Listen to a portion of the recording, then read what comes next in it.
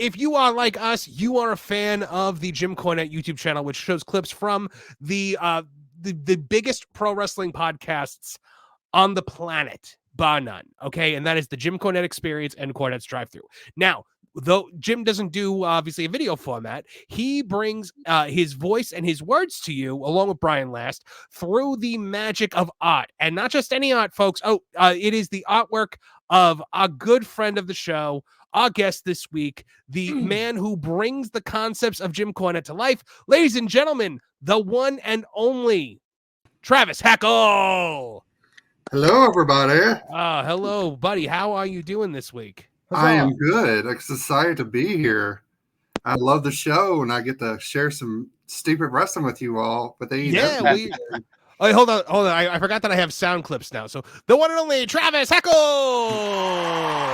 There we go. Yeah. Give him the Hogan here. Awesome.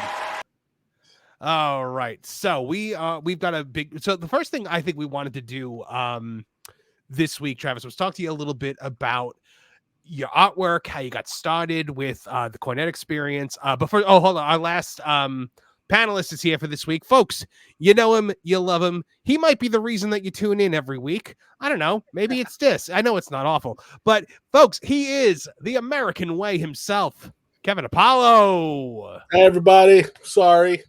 Interweb issue. It's all right. Awful told us what the problem was. Right, Awful? I did. Is this a CP? Is this a CP? Can we do that this early in the show? I'm not the one. We're gonna get him on. I don't know if YouTube understands how to flag for that yet. Kevin Apollo, good to see you again this week, my friend. If you notice, you're on the background now for the show. Oh no, that's cool. Just because I love that picture of you so much. I like the Kermit shirt. Yes, I mean, I'm obviously a big fan of the Kermit the Frog shirt. So, if my wife was listening, that's her favorite character ever.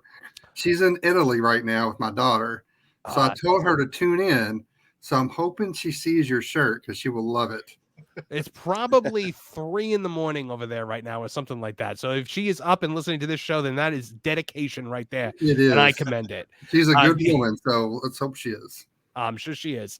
By the way, Kermit the Frog is my favorite as well. I always like the characters that are kind of like the leaders. Leonardo was my favorite turtle. I like Superman. I like Captain America. So, Dis, you've got a face this week, finally. Oh, no, the mouth is moving, but no, you muted, Dis. Yeah, he muted himself. You muted. There we go. Now it's better. There you go. Yeah, you're all wrong. It's Fozzie. Just letting you know. Oh, right. Fozzie is... I thought you were talking about Fozzie the band. I was like, wait, were we talking about music? No. The bear. He's talking about the bear. Okay, the bear. All right. So, folks, before we start asking Travis our questions, we want to ask him some of your questions. So if you've got super chats to send in specifically for Travis Heckel, send them in right now because we want to be able to ask him all your questions. I'm going to prioritize the one specifically for Travis early in the show, and then after we are done with that section of the show, we will go back and we will address some of your other super chats. Kevin Apollo is just walking away right now. He's like lost. He's had it with the show. He's had it. He's like, I'm done. I'm missing the power supply. I'm gonna lose you guys in like 3 minutes. Okay. Plenty in Pixel Art checking in for $10. Thank you so much. He says, thank you, Travis. Your art has been a tremendous source of laughter and entertainment for the last few rough years. Excited to hear what you have to say tonight. So there you go, Travis. You're making a difference. I mean, it's crazy that I'm not an arrogant guy, but it is fun hearing people saying, oh, I love your work and stuff. It makes it so fun. It's like, God, if I can bring a little laugh to a day with all the crap in the world, I think that's pretty cool, Mm-hmm. So that's my goal, is just to, make everybody have a little fun and just enjoy stuff. Yeah, absolutely. Thank you. I'm just combing through our super chats here to see which ones are specifically for you. That's AEW. That's okay. All right. So you know what? This is one that we knew was coming. We got to get it out of the way. Shaggy Filth 73 for $5 says, Travis, after the Swerve and Mighty Joe Young thumbnail, how happy were you when Cornette and Last told the cancel mob to get bent? Honestly, I didn't know what was coming. I woke up one Sunday morning and had like 20 messages, and I was like, what is going on? And like I tell people, look, I try to offend AEW people, But in real life, I'm not trying to offend anybody. We're just all trying to have fun, make the show fun, everything. Like I said before the show, I hate everybody equally, and I mean that sincerely. I don't care if you're an idiot, you're an idiot. I don't care. Right. But just take everything in the grain of salt. I wouldn't ever do something like that. I was like, I grew up. I know all those stereotypes. I wouldn't do that to somebody like that. It was just all fun.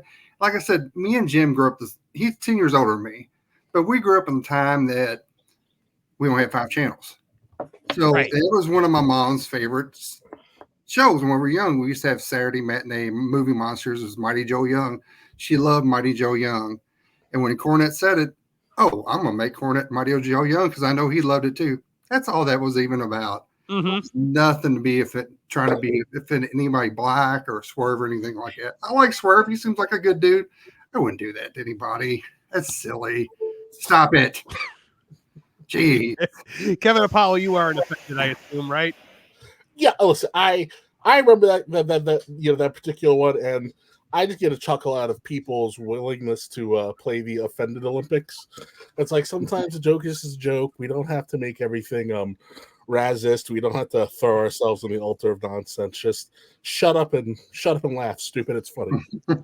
Yeah. Right. Remember when so we just got another one from George Captis sending in for $10. Thank you so much, Travis.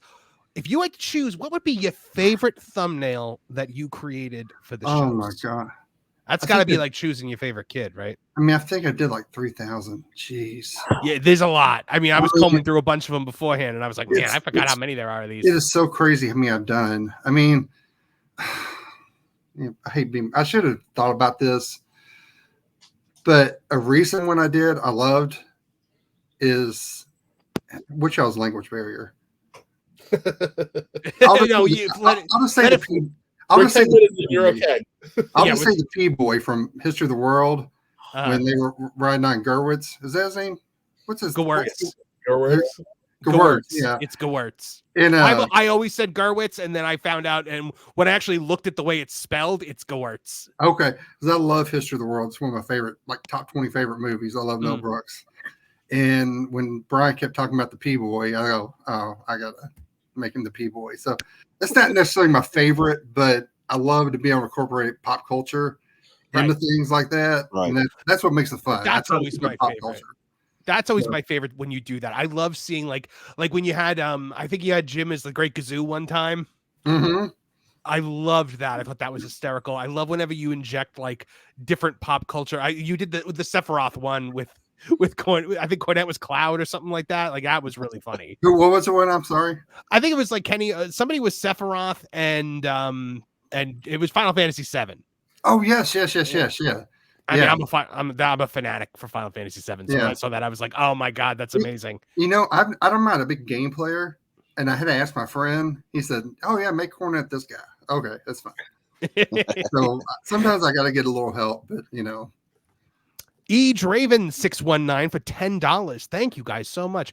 Love your art, Travis. What was your reaction when CM Punk reposted your art? Also, Statler and Waldorf for the best Muppets. Look, your favorite Muppet is Sacred Thing, and I'm not going to disagree with you. Statler and Waldorf are wonderful. But yes, CM Punk reposting your art. How does that feel? Now, to be honest, I think he reposted George's. George Helps Us. I think that's the one George did, actually. About the Louvre. Maybe the hanging in the Louvre. I think it was George Helps Us. I think that one was George's, actually. To be honest. Mm-hmm. So George helps us a lot when I'm, sometimes there's just so much you can't get it all done. So he's our guest artist, and he does an awesome job too. And I think that was actually his, to be honest. The first, do you collaborate with the guest artists at all? Like, do you talk to them? Do you? Yeah. Me and George talk sometimes. And there's another guy named Steve McGinnis. He's a big horror artist. He's really good. He does like a lot of the Arcadian Vanguards. If you ever see Brian post like the wrestling news, if a dog looking at a thing like the phone or something, that's Steve McGinnis, and he does like all kinds of. He's a big fan of Terrifier, the movie. He does like a lot of their art and stuff, and he's like really, really good artist. I mean, he's like. So I think he has a website. So if you ever want to check him out, definitely check out his stuff because he's good. Oh, Lisa B says he reposted the CM Punk and Stephen P. New in court one. I believe he did do that one. Yeah, I believe so. So you didn't even know. No, heck, I don't even know. How does it feel?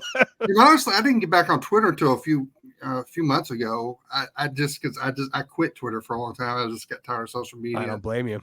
And then I heard it was kind of loosening up a little bit, and like people could kind of free talk a little bit more like that. So that's when I started getting back on. So honestly, I might have missed that actually. So sorry. That makes sense. I just missed it.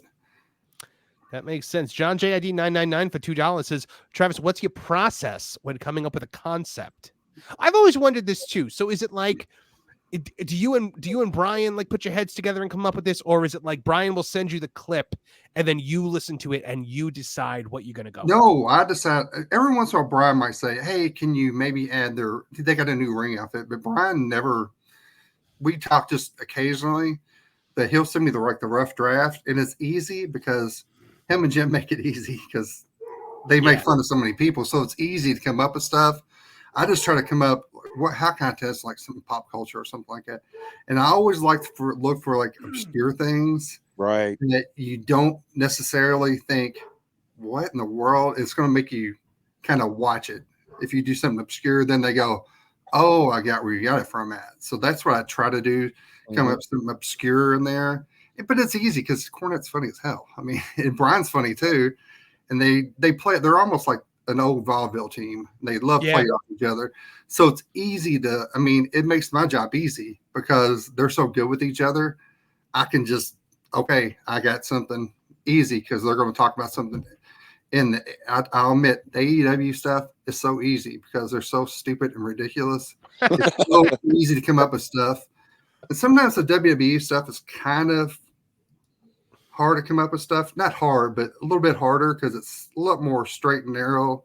But AEW stuff is some of the most ridiculous, stupid stuff easy. One of my favorites right here with your AEW stuff. I love that so much. But honestly, I just try to, listen to Jim and them, and they're always coming up with stuff funny, and it makes me easy. And I just try to make something obscure and just what can draw people to to the channel.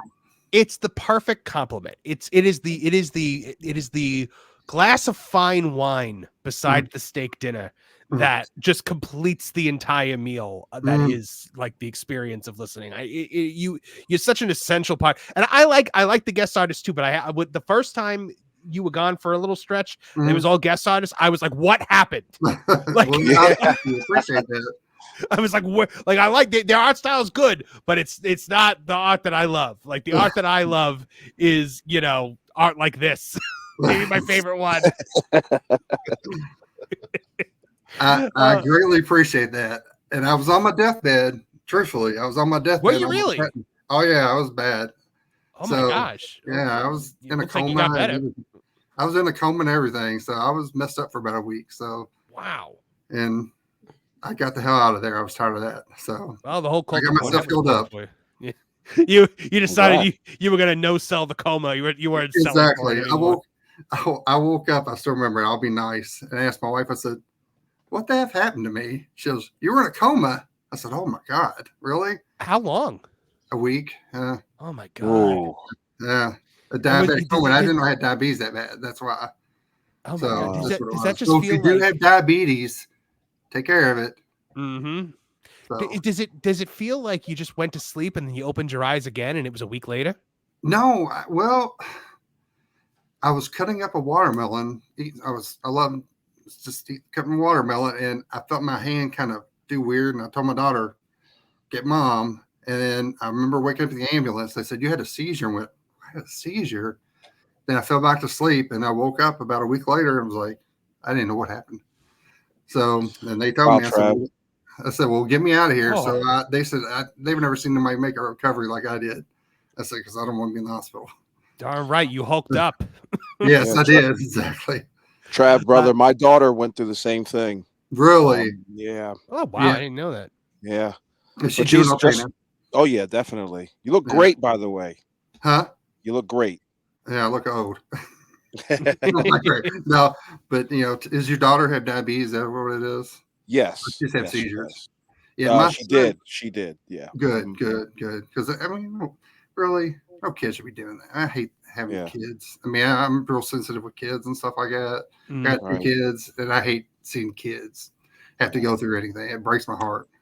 Diabetes is such a terrifying disease because it can do so many horrible things to you. Mm-hmm. Like I remember we were sitting at Christmas Eve, and my great aunt, was just like, "Oh, I just went blind in one eye." Oh my God. I was like, "What?" And like, you know, like her sons are all like drunk, and they're like, "You got two of them," but like apparently she had too many cookies and just like went blind. But like it was like a normal thing. Like she was like, "Oh no, it'll come back." Oh my God. We were all like, "What?" My wife, complication for diabetes. My wife actually found me sugar-free cookies, and they're delicious. I eat them all the time. Wow, what's the brand? Because most it's just a Walmart brand. It's just a Walmart brand, and they have them there. Like a great value. No, they're in their bakery, like the little plastic things in the bakery. And stuff. Yeah. They're good. Okay. So you just got to learn to balance your diet, like eat a lot more meat and veggies now. So that's great. Well, there's your PSA, folks. Yep. Yes. Come for the wrestling talk. Stay for the diabetes education. And that's us trying to get off topic, but if that helps anybody, do it. For sure. Son Goten 76001 for $5. Thank you so much. Says, brother, your Nia Jax thumbnails tickle me, but I think he means corny. Tell Corny to be a little nicer to her. Those Nia Jax thumbnails are some of my favorites. Like when Jim was like in her ass. Like and that was like a last minute thing. I was trying to think anything I could, and then he said something about her falling or something. I went, wouldn't it be good if you like was up her ass? But I had somebody said, y'all a little hard on her. I went, you have to look at Cornette. He grew up when you took care of people, and when he trained in Ohio Valley, you have to think he was serious about training. Like him and Rick Rogers, they were serious. They want you to be good, but they want you to be safe. And when he sees somebody like her is reckless and hurting people, it pisses him off, because he takes pride. He took pride in his work. He was a professional doing that stuff. And he sees somebody like her just reckless, just hurting people. People said, oh, he's kind of hard on her. Well, you work sloppy, you're hurting people. That's why he's kind of hard on you. I mean, that's why. So I think he'd be just as hard. Like, I think it's like the concept, like, oh, she's a woman, you're being hard. But like, I think he'd be just as hard on a male wrestler. Of course he would. Yeah, he has been. Yeah, of course he has. Yeah, because the art has always been to make it look devastating, but barely touch you. Whereas now it's like they take your head off and it looks like crap. Yes, like it doesn't look devastating at all. We've lost both Dis and Apollo. I believe they're both restarting, so we will have them back in a minute. Producer Neckbeard checking in for $2 Canadian. I believe that's a coin. Says my favorite drawings are the Neckbeard ones. Yeah, let's take a look at some of those. We are always so like entertained by the Neckbeard ones because now tell us the truth, Travis. Is this inspired by the character played on X by our good friend AEW Neckbeard? I don't even remember when I started doing that. I don't know if I found a picture or what, but right now I'm going to say it was inspired by him. So since I can't remember specifically, it's inspired by him. This one, it's got his name in it. Yeah, how about that? Yeah, I did. How about that? Right there. Yeah. Yeah, that was a tribute because I mean, before I even quit Twitter, I followed him years ago, and I always loved his stuff. It cracked me up. So he's one of the best follows you can make. Oh yeah, I mean it's hilarious. Yeah, his wit is just razor sharp. He's an essential part of this show. We love him dearly. He's the heart and soul of Tooney Talk Wrestling, and he's doing his own show every week in the chat. So he comes out with some gems in the chat. I'm always trying to look to see what he says this week. I have a question, Trav. Sure. Sorry, but Did you send a super chat awful? Because otherwise I don't want to hear it. Yeah, of course. But your artwork, your depiction of wrestlers is so goddamn good. Who's like the Randy Orton ones, the Jungle Boy ones, even the Young Buck ones? They're all good. My question is, who's the hardest wrestler you've ever had to like render or depict? Oh, good question. To be honest, Daniel Garcia, because he is so plain looking and nondescript Right. and boring looking. So you got to stick out the tongue, huh? You have to have him sticking I out the redid tongue. him the other day because I can't get him down because he's so boring. Yeah. And it's, I mean, that didn't take me no time to answer that. He is hands down the worst one. Wow. Plenty in Pixel Art for $5 says, I legit think I've sent more people pictures of Travis's art than actual audio clips. I screen cap. So you know what? One that there is one piece of art that you do that I get asked about all the time, or that you've done that I get asked about. People always ask me if this is Tooney Khan, and I tell them no because you and I have discussed it. But I wanted them to hear it from you that this is not Tooney Khan. It's not, but from now on, if any more puppets make an appearance in there, it will be Tooney Khan. Oh, that makes it will, because I just discovered the show a couple months ago. Yeah, and I love it now. This predates. Hey, thank you so much. This predates your discovery of the show. Right. Yeah. So I think I based it on Guy Smiley a little bit, tell you the truth. Neckbeard said that. He was like, it looks like Guy Smiley. I think I did. I got a reference picture of Guy Smiley. And it definitely does. People thought it was Tooney, I think, because the eyes are two different sizes. Yes.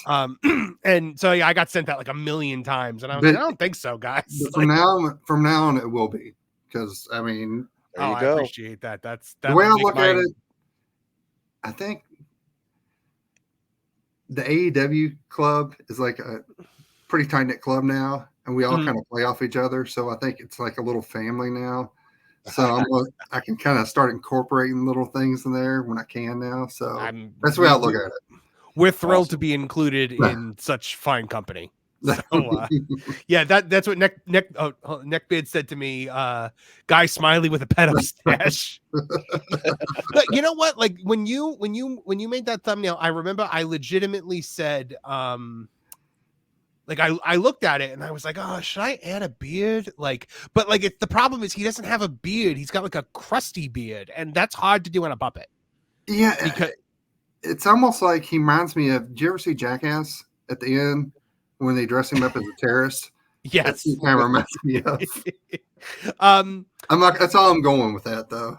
Yes, no, I understand. But the like the beard, like I couldn't get it right because it would have had to be in like a full beard. But we kind of saw it when I did this when I made him the Saudi Prince a couple weeks ago.